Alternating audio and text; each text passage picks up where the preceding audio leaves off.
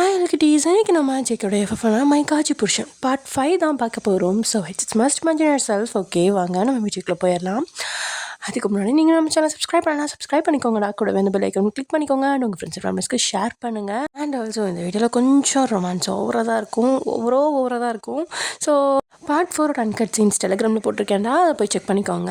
And உங்களுக்கு பிடிச்சிருக்கா பிடிக்கலையா அப்படிங்கிறத நீங்கள் கமெண்ட்டில் சொல்லுங்கள். அப்போ தான் வந்து எனக்கு நெக்ஸ்ட் இதில் அன்கட் சீன்ஸ் போடலாமா வேணாமா, இல்லை இதை கண்டினியூ பண்ணலாமா வேணாமா அப்படிங்கிறது எனக்கு தெரியும். ஓகே, வாங்க நம்ம வீடியோக்குள்ளே போயிடலாம். லாஸ்ட்டாக எதில் முடிச்சிருந்தோம் அப்படின்னா, ஜேகே மோனாக்கு சாப்பாடு கொடுத்து, நீ சாப்பிடு, அப்போ தான் அடுத்து என்னோட சாப்பாடை நான் சாப்பிட முடியும் அப்படின்னு சொல்லிட்டு இருக்கான். அதே சமயம் இங்கே பிரகாஷ் ஜேகே சொன்ன மாதிரியே 100 கோடி பணத்தை எடுத்தவன் அதை கொண்டுட்டு மோனாவோட சித்தியை பார்க்கறதுக்காக ஒரு இடத்துக்கு போகிறான். அங்கே முன்னாடியே மோனாவோட சித்தி அவனுக்காக காத்துட்ருக்க. அவங்கள ஒரு அட்டைப்புழு மாதிரி பார்த்தவன், சே இவங்களாம் ஒரு மனுஷியா, ஒரு பொண்ணை காசுக்காக இன்னொருத்தவங்களுக்கு விற்கிறாங்களே இவங்களாம் அப்படின்னு நினச்சிட்டு இருக்கான். ஆனால் பிரகாஷோட பார்வையில் இருந்த அலட்சியத்தையும் அவனோட நடவடிக்கையும் கவனிக்காத லக்ஷ்மி அவனோட கையில் இருந்த பத்திரத்தை வாங்கி படிச்சுட்டு இருக்காங்க. பிரகாஷ் லக்ஷ்மி கொண்டு வந்த பையில இருந்த மோனாவிற்கு தேவையான எல்லா டாக்குமெண்ட்ஸையும் இருக்கா அப்படின்னு 1க்கு 2 தடவை செக் பண்ணி பார்த்துட்டு இருக்கான். ஜேகே பிரகாஷ்கிட்ட சொன்ன மாதிரி மோனாவோட எல்லா பொருட்களுமே அந்த பையில இருக்கு. அதை பார்த்து திருப்தி அடைஞ்ச பிரகாஷ் அந்த பையை மூடி தான் பக்கம் வச்சுக்கிட்டான். மோனாவோட சித்தி ரொம்ப நேரமாக படித்து அந்த பத்திரத்தில் இருக்கிறது எல்லாத்தையும் முடிச்சவங்க பிரகாஷை பார்த்து, நிஜமாவே நீங்கள் 100 கோடி எனக்கு கொடுக்க போகிறீங்களா அப்படின்னு கேட்குறாங்க. ஆமாம், உங்களுக்கு 100 கோடி தான் கொடுக்க போகிறோம். ஆனால் எந்த ஒரு சூழ்நிலையிலையும் நீங்களோ உங்கள் வீட்டில் இருந்தோ இல்லை உங்கள் உறவுக்காரங்களோ யாரும் சரி மோனாவை தேடி எங்ககிட்ட வரக்கூடாது. கண்டிப்பாக வர மாட்டாங்க, அதுக்கு நான் கேரண்டி பண்ணுறேன். நீங்கள் கேரண்டி பண்ணுறதெல்லாம் எங்களுக்கு தேவையில்லை. இந்த பத்திரத்தில் நீங்கள் ஒரு சைன் பண்ணிட்டேங்கன்னு சொன்னால் எல்லாமே சரியாயிடும் அப்படின்னு பிரகாஷ் சொல்ல, அதை கேட்ட மோனாவோட சித்தி கொஞ்சம் பயத்தோடையே அவனை பார்த்து, நான் இந்த பத்திரத்தில் கையெழுத்து போட்டு தராதால எந்த ஒரு பிரச்சனையும் வராதுல்ல அப்படின்னு கேட்க அவளை ஏளனமாக பார்த்த பிரகாஷ், 100 கோடி ரூபாயை அவங்க கையில் கொடுக்குறப்ப இந்த பத்திரத்தில் சைன் வாங்குற உரிமை கூட எங்களுக்கு இல்லையாண்ணே அப்படின்னு கேட்க, அதில் லக்ஷ்மி தலையை கீழே தொங்க போட்டுக்கிட்டா. அதான் வந்துட்டீங்களே, டாக்குமெண்ட்ஸ் எல்லாம் கொடுத்தாச்சு.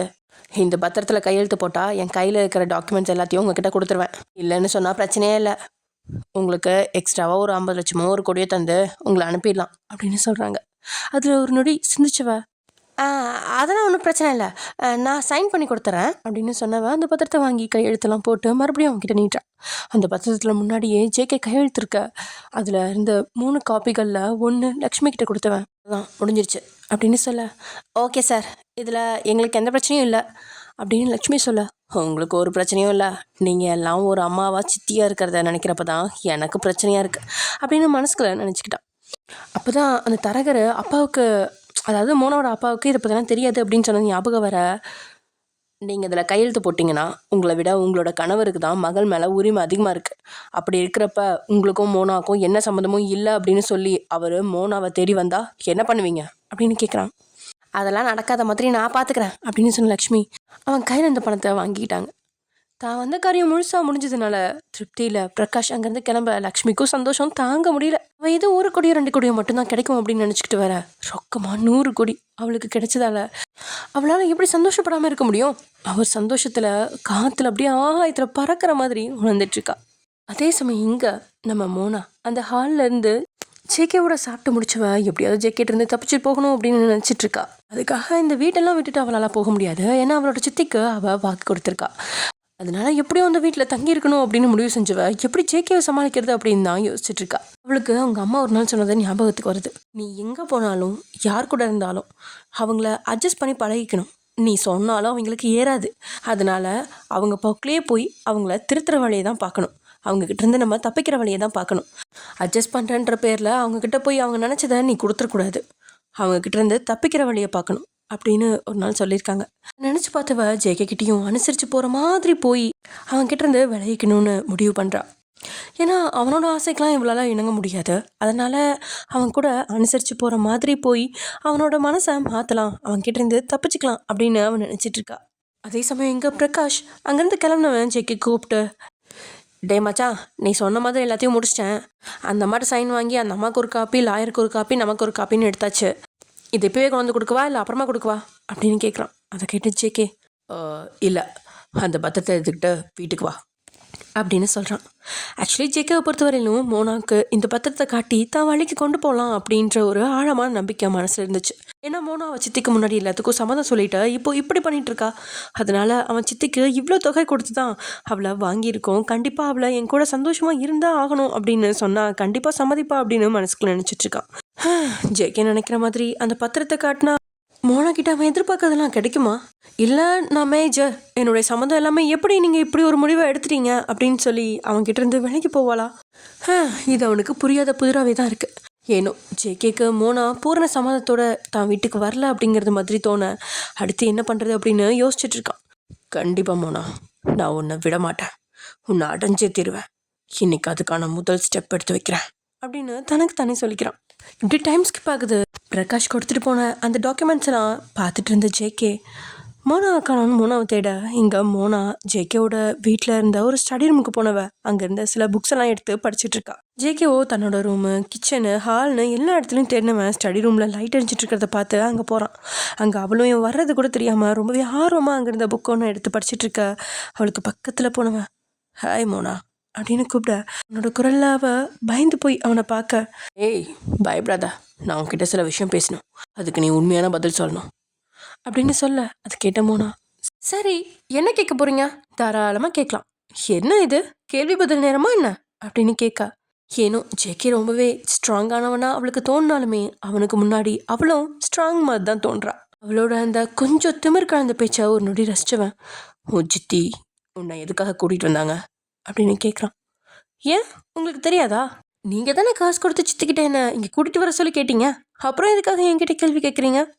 அதை கேட்டு ஜேகே குழப்பமா, அப்போ உனக்கு தெரியுதுல்ல எதுக்காக உன்னை இங்கே சித்தி கூட்டிகிட்டு வந்திருக்காங்கன்னு, அப்புறம் எதுக்கு எதுவுமே தெரியாத மாதிரி பிஹேவ் பண்ணிகிட்டு இருக்க? நான் என்ன பண்ணிகிட்டு இருக்கேன்? அதான் நீங்கள் இவ்வளோ பண்ணதுக்கு அப்புறமா உங்களுக்கு நான் நல்லா ருசியாக சமைச்சு போடலையா? ஏன் சமைச்சு போகிறதுக்கு மட்டும்தான் நீ தேவையா? அதுக்கு நான் 1000 பேரை வேலைக்கு வச்சுட்டு போயிடுவேனே அப்படின்னு ஜேகே கேட்க அவனை குழப்பமா பார்த்து வைக்கிறா மோனா. என்ன இப்படி பார்க்குற? உன்னை விட நல்லா சமைக்கிறவங்கள கூட எனக்கு தெரியும். 5 ஸ்டார் இல்லை 7 ஸ்டார் ஹோட்டல்லேருந்து கூட ஆட்களை இறக்கிறதுக்கு என்கிட்ட பவர் இருக்கு. அதை கேட்டு கோமனா மோனா, அப்படின்னா அவங்கள ஏற்பாடு பண்ணியிருக்க வேண்டியதானே, எதுக்காக கிராமத்து சமையல் தான் வேணும்னு என்ன ஏற்பாடு பண்ணீங்க? இப்போ குழம்புறதும் அதிர்ச்சியாகிறதும் ஜேகேவோட முறையாகுது. நீ நீ இப்போ என்ன சொன்ன? அவளோ, ஆமாம் என் டேடிக்கு பிஸ்னஸில் லாஸ் ஆயிடுச்சு, அதுக்கு நீங்கள் பணம் கொடுத்து உதவி பண்ணியிருக்கீங்க, அதனால உங்களுக்கு கிராமத்து சமையல் பிடிக்குன்றதுனால என்ன உங்கள் வீட்டில் வேலை பார்க்கறதுக்காக சித்தி அனுப்பியிருக்காங்க. வாட் நான்சென்ஸ் அப்படின்னு கேட்டபடியே தன்னுடைய சேர்ல இருந்து எழுந்தவன், இந்த கதை உனக்கு யார் சொன்னது அப்படின்னு கோவமாக அவளை நெருங்கி கேட்குறான். என் சித்தி தான் சொன்னாங்க உங்களுக்கு கிராமத்து சமையல் பிடிக்கும், அதனால உங்களுக்கு வாய்க்கு ருசியாக சமைச்சு போட சொன்னாங்க. அதுக்கப்புறம் நீங்கள் வேற ஏதாச்சும் சின்ன சின்ன வேலைகள் சொன்னாலும் முகம் சொல்லிக்காமல் செஞ்சு கொடுக்கணும்னு சொன்னாங்க. உங்களை எதிர்த்து பேசக்கூடாதுன்னு சொன்னாங்க. உங்களுக்கு ஒத்தாசையாக இருக்கணும்னு சொன்னாங்க. என்ன இது, இவ சொல்கிற எதுவுமே என்னோட லிஸ்ட்லேயே இல்லையே அப்படின்னு நினச்சவனுக்கு அப்போ தான் இவளுடைய சித்தி எவ்வளோ பெரிய தில்லலங்கடி அப்படின்னு தெளிவாக புரியுது. அதில் கோவமானவன், உன்னை நான் ஒன்றும் இங்கே சமையலுக்கு கூப்பிடல அப்படின்னு சொன்னபடியே தான் கையில் இருந்த அந்த பத்திரத்தை தூக்கி அவளுக்கு முன்னாடி போட்டவன், இதை படிச்சு பாரு, நீ எதுக்காக இங்கே வந்தா, இனி நீ என்ன பண்ணுங்கிற எல்லா விவரமும் இதில் இருக்கு அப்படின்னு சொல்கிறான். அவளுக்கு முன்னாடி பத்திரத்தை தூக்கி போட்டவன் வேகமாக அங்கேருந்து வெளியே போய் பிரகாஷ்க்கு கூப்பிட தனக்கு முன்னாடி ஜேகே வீசிட்டு போன பத்திரத்தை எடுத்து பார்க்க மோனாவுக்கு அவ்வளோ அதிர்ச்சி. அப்படின்னா சித்தி என்ன இவருக்கு வித்துட்டு போயிட்டாங்களா?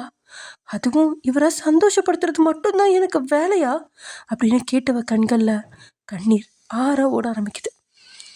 அப்படின்னா சித்தி நல்லவங்களே இல்லையா, என்னை நம்ப வச்சு ஏமாத்திருக்காங்களா அப்படின்னு கேட்டவளுக்கு கண்ணீர் தான் நின்னபாடு இல்லை. அப்போ அவளுக்கு ஒரு விஷயம் மட்டும் தெளிவாக தெரியுது, 100 கோடிங்கிறது சின்ன பணம் கிடையாது. அதை கொடுத்த ஒருத்தன் தன்னை விலைக்கு வாங்கியிருக்கான், அதுவும் அவனுக்கு ஆசை நாயகியா. எனக்காக 100 கோடி பணத்தை கொடுத்தவனுக்கு நான் தப்பிச்சு போனா என்னை பிடிச்சிக்கிறதோ இல்லை என்னோட அப்பாவோட பிஸ்னஸை அழிக்கிறதும் அவனுக்கு ஒன்றும் பெரிய விஷயமா இருக்காது அப்படின்னு யோசிச்சுட்டு இருக்கா மோனா. அவளோட நினைவுகளோ அவளோட அம்மா அவளுக்கு சொன்ன சில அறிவுரைகளை நோக்கி போகுது. வாழ்க்கையில் நம்ம எடுக்க வேண்டிய புத்திசாலித்தனமான முடிவுகள் என்ன? வாழ்க்கை அப்படிங்கிறது நம்ம சரின்னு ஒன்று நினச்சி செய்ய போனால் அது உன்னுடைய முதல் தவறு அப்படின்னும், இப்படி தான் நீ மாறணும் அப்படின்னு நம்மளை கட்டாய வழியில் வேறு திசையில் இழுத்துட்டு போகும். இந்த வாழ்க்கை காலம் இழுத்துட்டு போகிற திசையிலேயே பயணம் செல்றது தான் புத்திசாலித்தனம். இது அடிச்சுட்டு போகிற வேகத்தில் மனம் வெகுண்டு மிரண்டு போனவங்களும் இருக்காங்க. ஓரளவுக்கு தன்னை ஆசுவாசப்படுத்தி விழுந்த அந்த கடல்லேருந்து கரை சேர்ந்தவங்களும் இருக்காங்க. உதாரணமாக, நம்ம விரும்பினது மாதிரி வாழ்க்கை அவங்களுக்கு கிடச்சிருக்காது. ஆனாலும் அவங்க கூட மகிழ்ச்சியாக 80 வயசு வரைக்கும் வாழ்ந்துட்டுருப்பாங்க. வாழ்க்கை அப்படிங்கிறது இதுதான், இப்படி தான். ஆனாலும் நம்ம விருப்பம் போலவும் வாழ முடியும். எப்படி? வாழ்க்கை போராட்டங்களையும் கஷ்ட நஷ்டங்களையும் நம்ம துணிச்சலோடு எதிர்கொள்வதோடு மட்டும் இல்லாமல், எதிர்கொள்கிற சூழ்நிலைகளை நமக்கு சாதகமாக உருவாக்கிக்கிற திறமையும் வளர்த்துக்கிட்டா அப்போ முடியும். அதாவது நம்மள ஒவ்வொருத்தருக்கும் சாதிக்கணும் அப்படிங்கிற சபதம் வேணும், வாழ்ந்து காட்டணும் அப்படிங்கிற வைராக்கியம் வேணும், வென்று காட்டணும் அப்படிங்கிற வீம்பு வேணும், அடையிறதுக்கு ஒரு லட்சியம் அப்படிங்கிறது வேணும், வாய்ப்பு வாய்ப்பு எங்கன்னு தேடுற தாகம் வேணும், உணவு உறக்கம் இது எல்லாத்தையும் கூட ஒதுக்கி வைக்கிற உழைப்பு வேணும், அடி மேலே அடிப்பட்டாலும் அடுத்த அடியை எடுத்து வைக்கிற துணிச்சல் வேணும், எந்த வகையிலையுமே பலங்களை கூட்டிக்கிற பழக்கம் வேணும், சூழ்நிலைக்கு தகுந்தபடியே அனுசரித்து போகிற மனமும் குணமும் வேணும். அதெல்லாம் நினச்சி பார்த்தவ அப்படியே அழுதுட்டுருக்கா. அதுக்கப்புறம் கண்டிப்பாக இவ்வளோ ஜேக்கிட்ட இருந்து போயிட முடியாது அப்படிங்கிறது அவளுக்கு தீர்க்கமாக தெரிய அழுதுட்டு இருந்து தான் முகத்தை அழுந்து தொடச்சவ, நான் அழக்கூடாது, இந்த உலகத்தை பார்த்து நான் பயப்படக்கூடாது, நான் வாழணும் அப்படின்னு நினச்சவ ஒரு தீர்க்கமான முடிவோட அந்த ரூம்லேருந்து வெளியே வர்றா. ஜேகே கத்துல அடுத்த 10வது நிமிஷமே பிரகாஷ் அங்கே வந்திருக்கா. ஜேகே மோனை தாங்கிட்ட சொன்னதை எல்லாத்தையுமே அவன்கிட்ட சொல்லிட்டு இருக்கான். அதை கேட்ட பிரகாஷ், என்னடா மச்சி சொல்கிற? மோனாவோட சித்தி இவ்வளோ திருவிழாங்கடி வேலைலாம் பார்த்துருக்காங்களா? இப்போ என்ன பண்ணுறது? எனக்கு தெரியாது, எனக்கு மோனா வேணும், நான் அவளை விடுறதா இல்லை, அவளை எனக்கு கட்டாயப்படுத்தி எடுத்துக்கிறதுல இஷ்டம் இல்லை, நீயே அவகிட்ட பேசி சரியான ஒரு முடிவு எடுத்துக்கோ அப்படின்னு சொன்னவன் அந்த இடத்துல கூட நிற்காம வேகமாக மாடிப்படி ஏறி தன்னுடைய ரூம்குள்ளே நுழைஞ்சிட்டான். ஸ்டடி ரூமில் இருந்த வெளியே வந்த மோனா அங்கே ஜேகே இல்லாமல் இருக்கிறத பார்த்து குழம்புனவ. அப்புறம் அங்கே உட்காந்துட்டு இருந்த பிரகாஷை பார்த்து, டாக்டர். அவனும் அவளை பாவமாக பார்த்துக்கிட்டு, மோகனாமா இப்படி வந்து உட்காரு, நான் உங்ககிட்ட கொஞ்சம் விஷயம் பேசணும். அதை கேட்டு மோனா, நீங்கள் என்ன பேச போகிறீங்கிறது எனக்கு நல்லாவே தெரியும், நான் எதையும் கேட்குற மாதிரி நிலமையில இப்போ இல்லைண்ணா.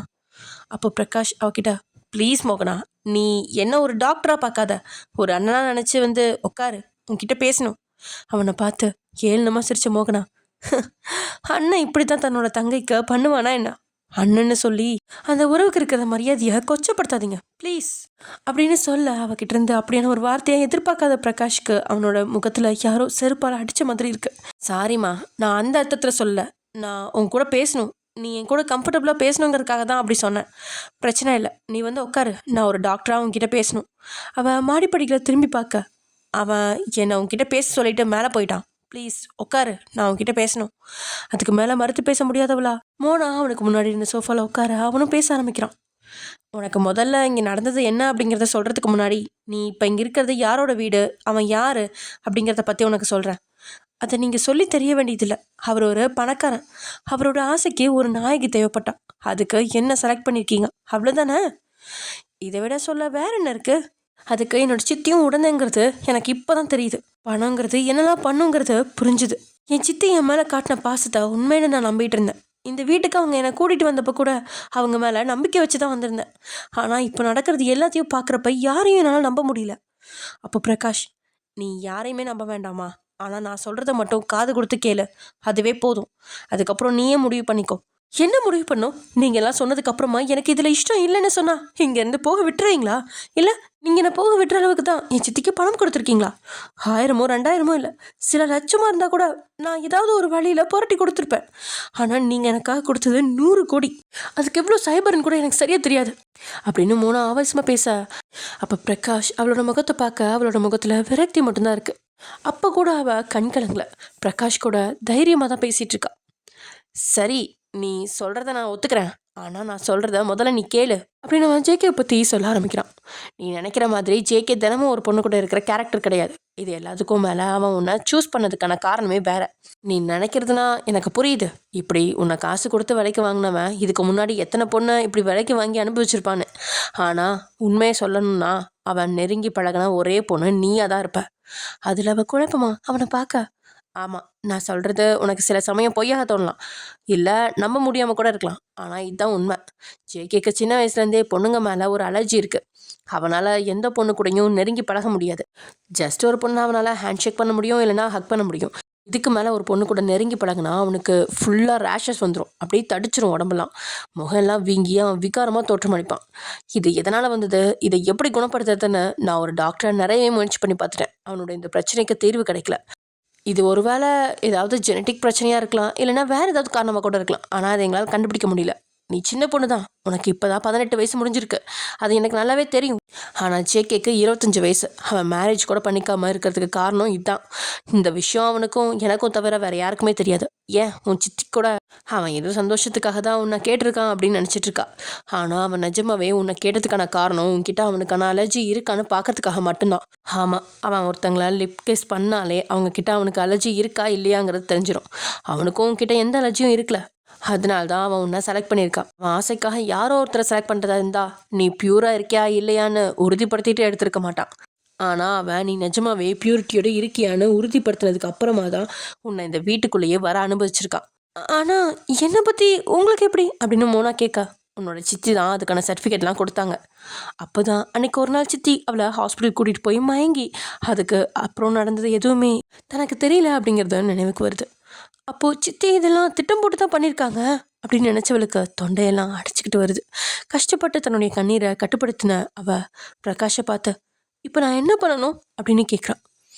இதை நான் உனக்கு எப்படி சொல்கிறதுன்னு தெரிலம்மா, ஆனால் நீ ஜேகேக்கு வேணும்.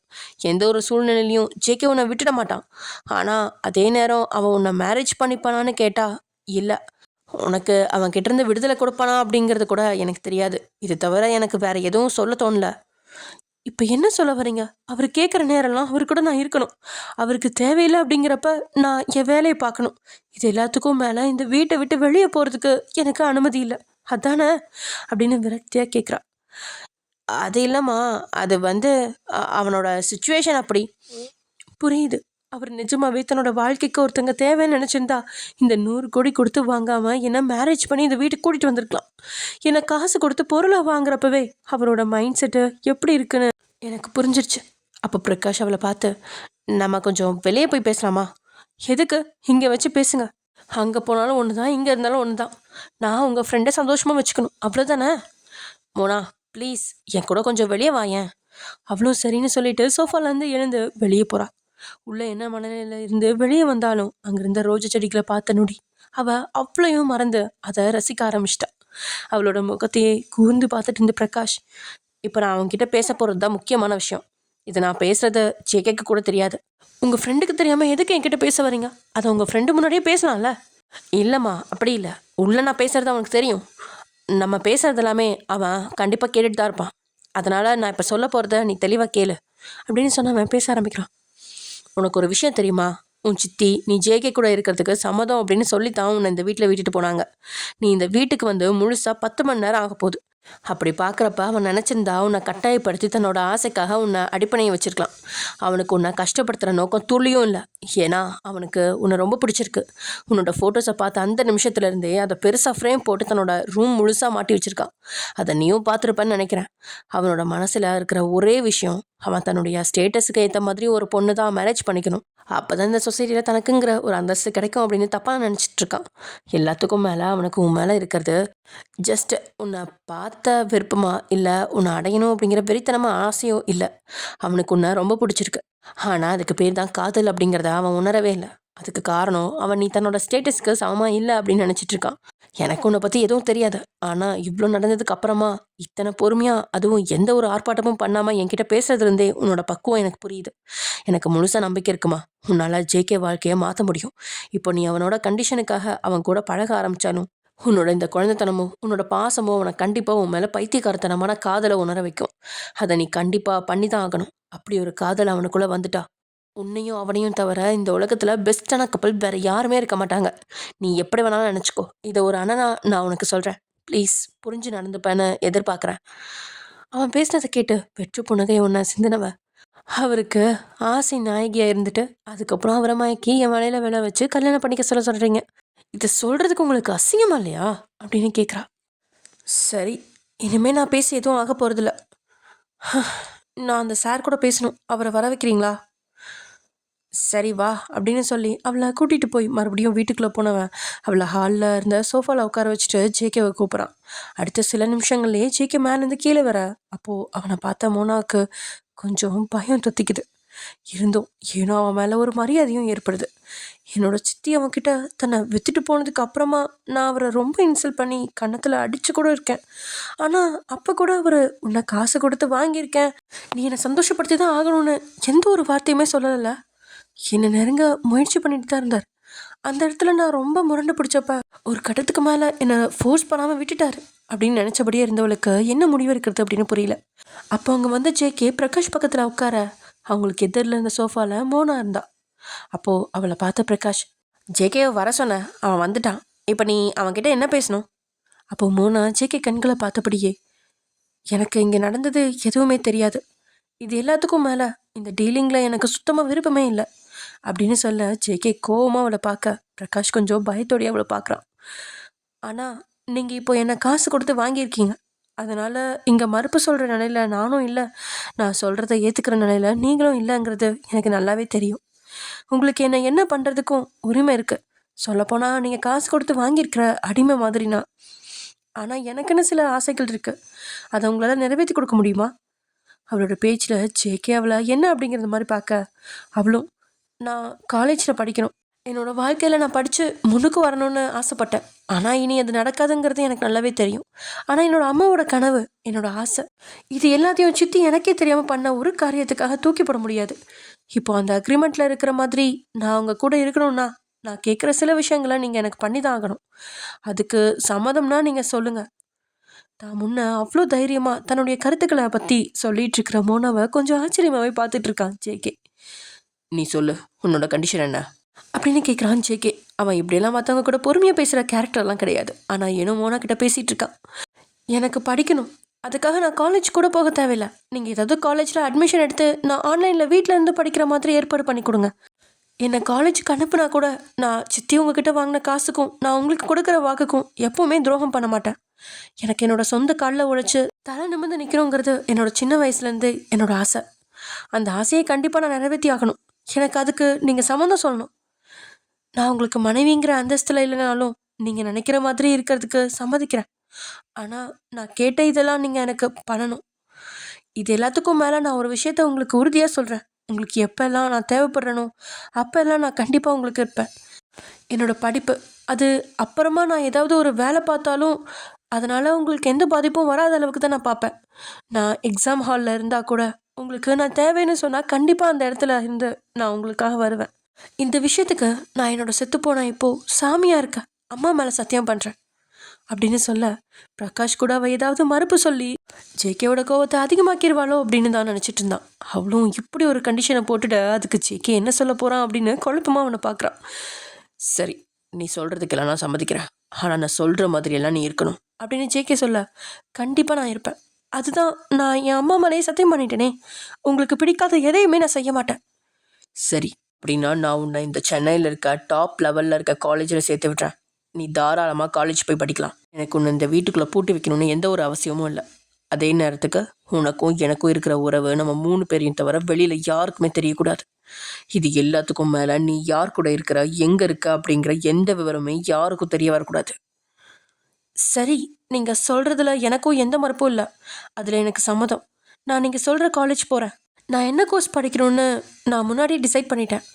அந்த டீட்டெயில் மட்டும் நான் உங்ககிட்ட கொடுக்குறேன். அதுபடி நீங்கள் என்னை காலேஜில் சேர்த்து விடுங்க. நான் எப்போவுமே என்னோடய படிப்புக்காக உங்களை கஷ்டப்படுத்த மாட்டேன். நான் வேணும்னா ஏதாவது பார்ட் டைம் ஜாப் பார்த்து கூட என்னோடய காலேஜ் ஃபீஸை பே பண்ணிப்பேன். உங்களை எந்த ஒரு விஷயத்துக்காகவும் நான் கஷ்டப்படுத்த மாட்டேன். அதை கேட்டு வேடிக்கையாக சிரிச்சு ஜேகே. நான் உனக்காக உன் சித்திக்கிட்ட 100 கோடி ரூபாய் கொடுத்துருக்கேன்.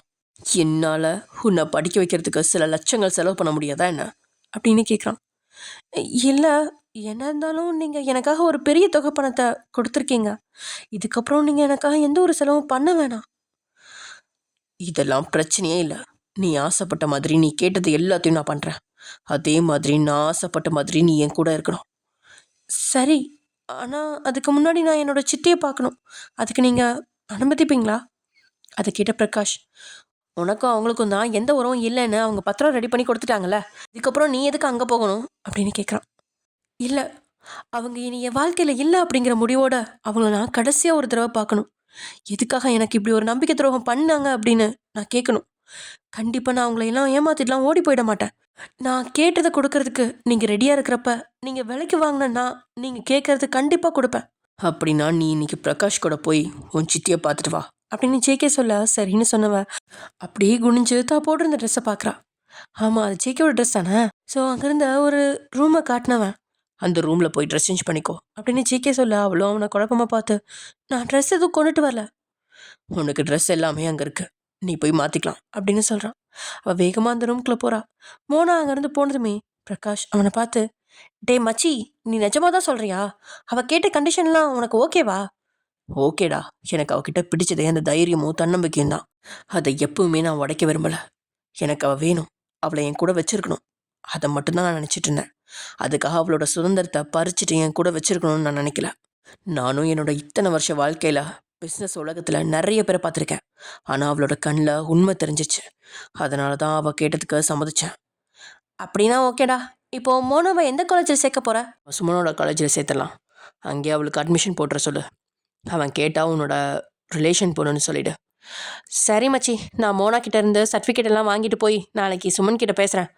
ஓகேடா, நீ அந்த வேலையை பார்த்துக்கோ. இப்போ அவளை கூட்டிகிட்டு அவள் சித்தியை மீட் பண்ணிக்கோ. மோனாவோட அந்த தைரியமான முடிவு அவளை வாழ்க்கையில் நல்ல நிலைக்கு கொண்டு போக போதா இல்லை பாதாளத்தில் கொண்டு போக போதா அப்படிங்கிறத நம்ம பொறுத்து தான் பார்க்கணும். இங்கே செக்கே சொன்ன ரூம்குள்ளே போன மோனா அப்படியே அந்த வார்ட்ரோபை திறந்து பார்க்க ஆடி தான் போயிட்டா. ஆமாம், அந்த வார்ட்ரோப் முழுசுமே மோனாக்கான ட்ரெஸ்ஸஸ் மட்டும்தான் குவிச்சு வச்சிருக்கு. சொல்லப்போனால் அங்கே ஒரு புடவை கடையே அவன் ஏற்பாடு செஞ்சு வச்சுருக்கான். அதை பார்த்து குழம்புன மோனா, இது எப்படி சாத்தியம், எனக்காக இவ்வளோ ட்ரெஸ் எல்லாம் எடுத்து வச்சுருக்காங்களா அப்படின்னு நினச்சவ அங்கேருந்து ஒரு பாவாடை தாவணியை எடுத்து போட்டுக்கிட்டு வெளியே வர்றான். ஏனோ அவள் இருக்க மனநிலையில் அந்த ரூம் முழுக்க இருக்க ட்ரெஸ்ஸஸை கூட அவளால் ரசித்து பார்க்க முடியல. ஆனால் வெளியே வர பிரகாஷ் அவளுக்காக ரெடியாக இருக்க. அப்போது மோனா ஜேகே கிட்ட சொல்லிட்டு வெளியே வர ஜேகே போகிற அவளையே பார்த்து, ஒரு நிமிஷம் அப்படின்னு சொல்ல மோனா அவனை பார்த்து, கண்டிப்பாக நான் திரும்பி வருவேன், நீங்கள் யோசிக்காதீங்க அப்படின்னு சொல்ல அவனும் அவளை பார்த்து லேசாக சிரிச்சபடியே, நான் அதுக்காக உன்னை கூப்பிடல, உன் மேலே நம்பிக்கை இல்லைன்னு சொன்னால் நீ காலேஜ் போகவும் சம்மதிச்சிக்க மாட்டேன். இப்போ உன்னோட சித்தியை மீட் பண்ண போகிறதுக்கும் சம்மதிச்சிருக்க மாட்டேன். அதில் அவனை குழப்பமாக பார்க்க அவனும் அங்கே வந்து அவள் கையை பிடிச்சு கூட்டிகிட்டு போய் அங்கேருந்த ரோஜா தோட்டத்துக்குள்ளே போகிறான். அங்கே அழகாக இருக்க ஒரு ரெட் ரோஸ் எடுத்து அவள் போட்டிருந்த தாவணிக்கு ஏற்ற மாதிரி அவளோட தலையில் சொருகி விட்டுறான். அவனோட அந்த முகம் பிரகாஷ்க்கு புதுசாக இருக்குது. இருந்தும் எதுவும் பேசாமல் அமைதியாக அதை பார்த்துட்டு இருக்க அவனை திரும்பி பார்த்த மோனா தேங்க்ஸ் அப்படின்னு சொல்கிறான். ஜேகே அவளை பார்த்து மென்மையாக சிரிச்சவன், இந்த தேங்க்ஸ் எனக்கா இல்லை ரோஜா பூக்கா? ரோஜா பூக்கும் அதை எனக்காக அந்த மரத்துலேருந்து பிரித்து எடுத்து தலையில் வச்சு விட்டா உங்களுக்கும் தான் அப்படின்னு மோனா சொல்ல அவளோட அந்த வார்த்தைகளை கேட்டு அவனோட இதழ்கள் மேலும் விரிஞ்சு அழகா ஒரு புன்னகையை சிந்தா. சரி, நான் போயிட்டு வந்துடுறேன் அப்படின்னு அவன்கிட்ட சொல்லிட்டு பிரகாஷ் கூட காரை நோக்கி போகிறான். இவன் என்ன இப்படி மாறிட்டான்? அவனுடைய முகத்தில் நான் சிரிப்பு பார்த்ததே இல்லையே. இன்னைக்கு மோனாவை பார்த்து எவ்வளோ அழகாக சிரிக்கிறான். இது எல்லாத்துக்கும் மேலே அவனால் இவ்வளோ சாஃப்டாலாம் பேச முடியுமா என்ன அப்படின்னு மனசுக்குள்ள 1000 கேள்வியை கேட்டுட்டு பிரகாஷ் காருக்குள்ளே ஏறான். மோனா காரில் ஏறிட அவங்களோட கார் மோனாவோட சித்தி வீட்டை நோக்கி போக ஆரம்பிக்குது. போகிற வழியில் பிரகாஷ், மோனா நீ நிஜமாவே ஒரு வித்தியாசமான பொண்ணு. உன் சித்தி இப்படி பண்ணதுக்கு நீ கோவப்பட்டிருக்கணும். ஆனால் இவ்வளோ அமைதியாக உன்னோட கண்டிஷனை சொல்லி ஜேகேவோட விருப்பத்துக்கு சமைச்சிருக்கியே. அதில் அவனை பார்த்து விரக்தியாக சிரிச்சவ, ஒரு வேளை நான் அங்கேருந்து போகணும்னு கேட்டிருந்தாலோ இல்லை என்னால் அவங்களுடைய விருப்பத்துக்கு சம்மதிக்க முடியாதுன்னு சொல்லியிருந்தாலோ அந்த சார் என்ன விட்டுப்பாரா அப்படின்னு கேட்க அதுக்கு பிரகாஷ் இருந்து அமைதியாக பதிலாக கிடைக்க, உங்களுக்கு எது நடக்காதுன்னு தெரியுது, எதுக்காக என்கிட்ட இப்படி ஒரு கேள்வி கேட்குறீங்க? இல்லை மோனா, என்ன இருந்தாலும் நீ ஒரு சின்ன பொண்ணு, அதனால தான். சின்ன பொண்ணு தான், ஆனால் அதுக்காக பக்குவம் இல்லாத பொண்ணு ஒன்றும் இல்லை. என்னோட வாழ்க்கை இப்படி தான் இருக்க போகுதுன்னு முடிவாயிடுச்சு. அதை அந்த பணமும் என்னோட சித்தியும் முடிவு பண்ணிட்டாங்க. கண்டிப்பாக நான் என்ன பண்ணாலும் அதை மாற்ற முடியாது. இந்த விஷயம் என்னால் ஏற்றுக்க முடியாது தான், இருந்தாலும் அதை என்னால் தவிர்க்க முடியாது. ஏதோ ஒரு காலத்தில் படித்து முடித்து வேலைக்கு போய் ஒன்று என் மனசுக்கு பிடிக்கிறவனை மேரேஜ் பண்ணியிருப்பேன், இல்லை அப்பாவும் சித்தியும் பார்க்குற ஒருத்தனை மேரேஜ் பண்ணிவிட்டு அதான் வாழ்க்கைன்னு சொல்லி வாழ ஆரம்பிச்சிருப்பேன். அப்பப்போ வேலைக்கு போயின்னு ஏதோ என் வாழ்க்கை போயிட்டு இருந்திருக்கும். ஆனால் இப்போது எனக்கு மேரேஜ், குடும்பம், குழந்தை இது எல்லாமே நடக்காதுன்றது உறுதி ஆயிடுச்சு. அப்படி இருக்கிறப்ப ஏதோ நான் ஆசைப்பட்ட மாதிரி படித்து ஒரு நல்ல வேலையாவது இருக்கலாம்னு முடிவு பண்ணிட்டேன். உண்மையாக சொல்லணும்னா இது எந்த பொண்ணோட வாழ்க்கையிலையும் நடக்கக்கூடாத ஒரு விஷயம். ஆனால் என் வாழ்க்கையில் நடந்துருச்சு. அதை நினச்சி அழுது ஆர்ப்பாட்டம் பண்ணி என்னோடய வாழ்க்கையை அழிச்சிக்கிறதுக்கு நான் தயாராக இல்லை. அதனால் எல்லா சவாலையும் ஏற்று நான் வாழ்ந்து தான் ஆகணும். இது எல்லாத்துக்கும் மேலே நான் இப்போ சம்மதிக்காமல் என்னால் முடியாதுன்னு முரண்டு பிடிச்சா கண்டிப்பாக என்னை ஃபோர்ஸ் பண்ணி இதுக்கு சம்மதிக்க வச்சு தான் மற்ற வேலையை பார்ப்பீங்க.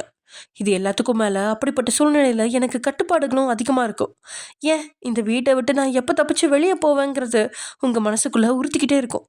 அப்படி நான் நினச்சது நடக்காமல் என் வாழ்க்கையில் சந்தோஷமும் இல்லாமல் நான் மூளையில் முடங்கி கிடக்கிறத விட எனக்கு பிடிக்காத ஒரு விஷயத்த பண்ணாலும் என் வாழ்க்கையில் நான் ஆசைப்பட்ட எல்லாத்தையும் செஞ்சு முடிக்கிறதுல எனக்கு எந்த பிரச்சனையும் இல்லை. நம்ம வாழ்க்கையில் ஒரு விஷயம் தப்பாக நடந்துச்சு அப்படின்னா அதனால் அழுதுகிட்டு இருக்கிறத விட அந்த தப்பை எப்படி சரி செய்யலாம் அப்படின்னு பார்த்து அதோட பாதையிலேயே போகிறது தான் புத்திசாலித்தனம். அதைத்தான் நான் இப்போ பண்ணிகிட்ருக்கேன் அப்படின்னு சொல்கிறான். அவளோட இந்த பேச்சை கேட்குறவங்க யாருமே அவளுக்கு இப்போ தான் 18 வயசு முடிஞ்சிருக்கு, இந்த உலகமே என்னென்ன தெரியாது அப்படின்னு சொன்னால் கண்டிப்பாக நம்ப மாட்டாங்க. ஏதோ பல வருஷங்கள் வாழ்ந்த இந்த உலகத்தில் உள்ள எல்லா பிரச்சனைகளையும் சந்தித்து வாழ்க்கையில் பாதி வருஷத்தை முடிச்ச மாதிரி அவ்வளோ பக்குவம் பேசிகிட்டு இருக்கா. அதை பார்த்த பிரகாஷ்க்கு கூட ஆச்சரியமும் அதிர்ச்சியும் தான் இருக்குது. மோனாவை பார்த்து, நிஜமாவே நீ நல்ல ஒரு முடிவு தான் எடுத்திருக்கம்மா.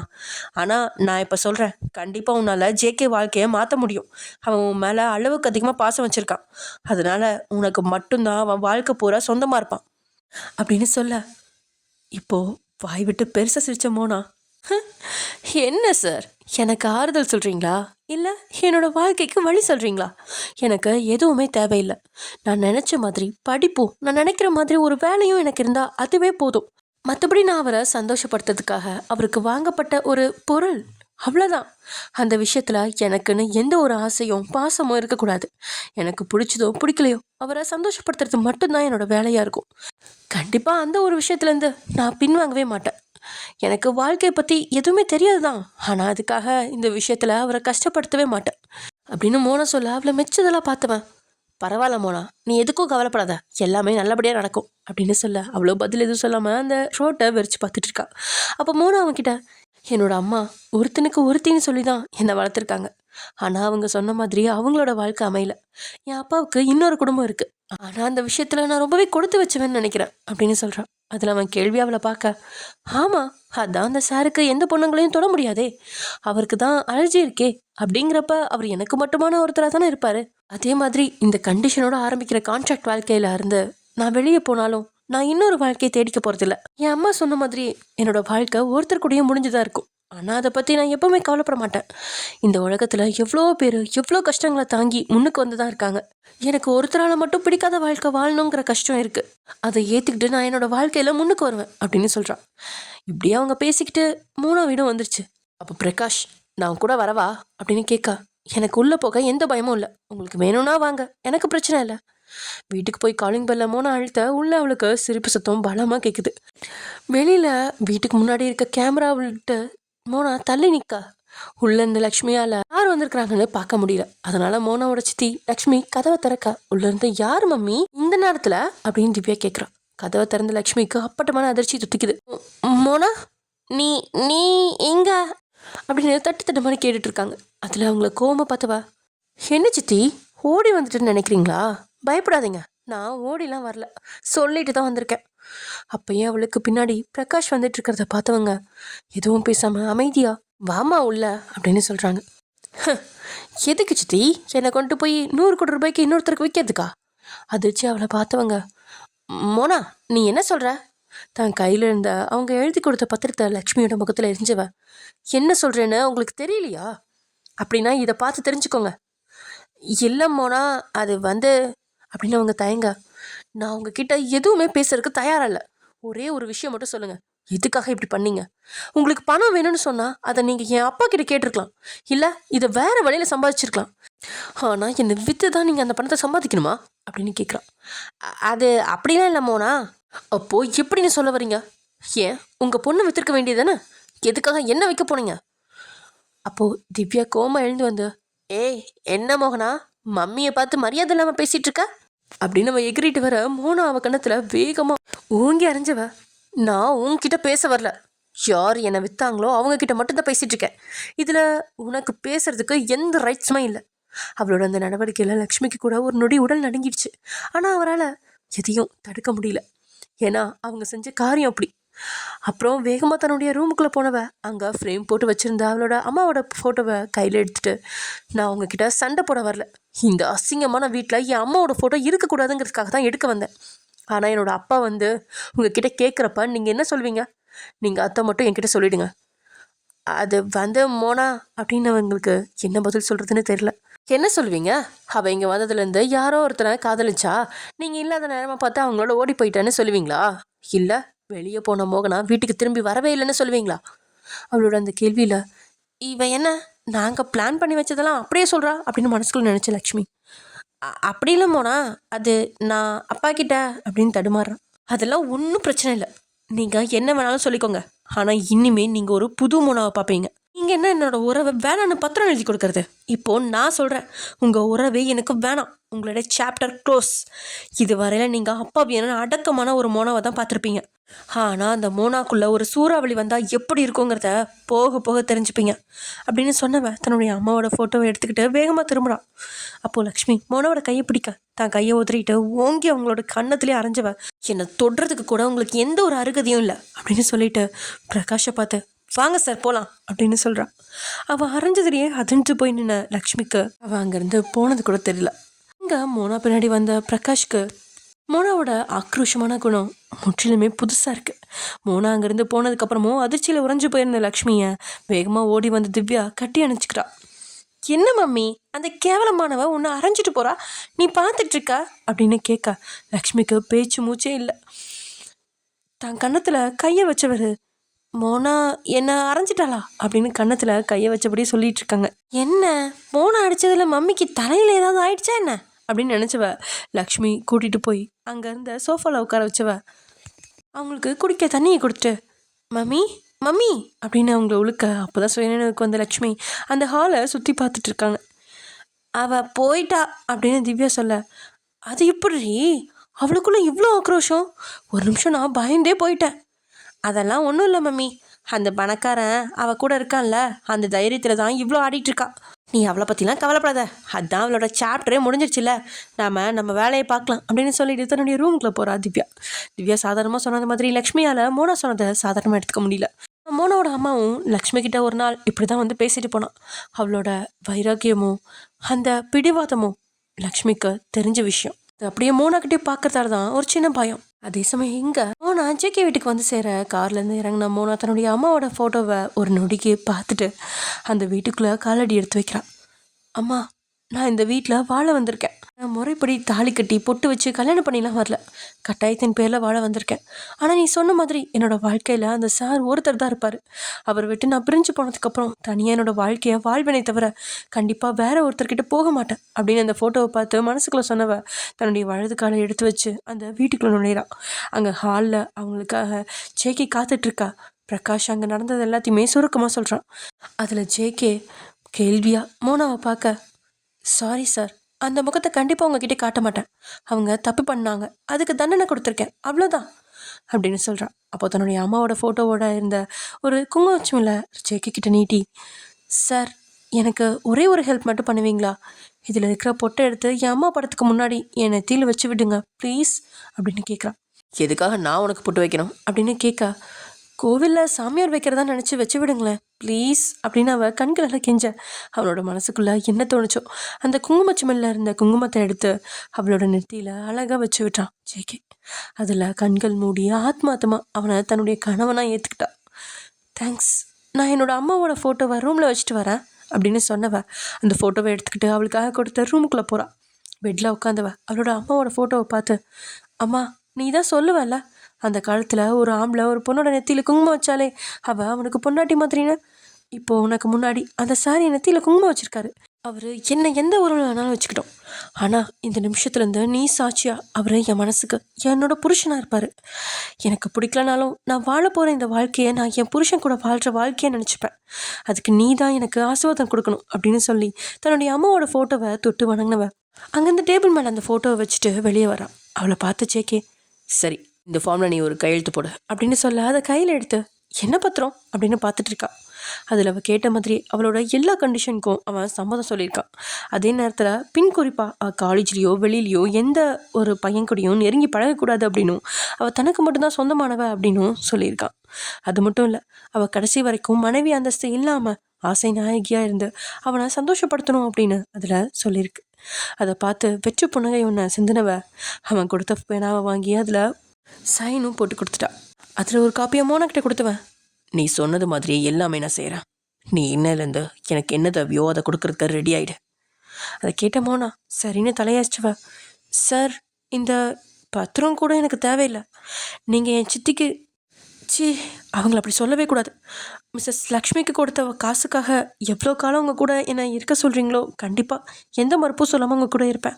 அதே நேரம் எப்போ நான் உங்களுக்கு வேணான்னு நினைக்கிறீங்களோ அந்த நேரம் என்னை பார்த்து நீ இங்கேருந்து கிளம்பலான்னு சொன்னால் அடுத்த நிமிஷமே நான் இந்த வீட்டை விட்டு போயிருப்பேன். எந்த ஒரு சூழ்நிலையிலையும் நான் அட்வான்டேஜ் எடுத்துக்கிட்டு உங்கள் முன்னாடி வந்து நிற்க மாட்டேன். அதனால் நீங்கள் என்னை நினச்சி எந்த ஒரு பயமும் பட தேவையில்லை அப்படின்னு சொன்னவ அந்த பத்திரத்தை எடுத்துக்கிட்டு தன்னுடைய ரூம்குள்ளே போயிட்டான். போகிற அவளையே பார்த்துட்டு இருந்த ஜேகே இன்ட்ரெஸ்டிங் அப்படின்னு வாய் விட்டு சொல்ல அவளோட அந்த தைரியமான பேச்சையும் நடவடிக்கையும் பார்த்த பிரகாஷ் தான் அதிர்ச்சியாக நிற்கிறான். ஓகே ஃப்ரெண்ட்ஸ், இதோட இந்த எபிசோட முடிச்சுக்கலாம். மோனாவால் ஜெகே கிட்ட அவள் சொன்ன மாதிரியே இருக்க முடியுமா? அவளால் அவனை தாங்கிக்க முடியுமா அவன் பண்ணுற விஷயத்தெல்லாம்? அதெல்லாம் நாளைக்கு பார்க்கலாம். ஓகே டியர்ஸ், பாய். நெக்ஸ்ட் வீடியோவில் பார்க்கலாம்.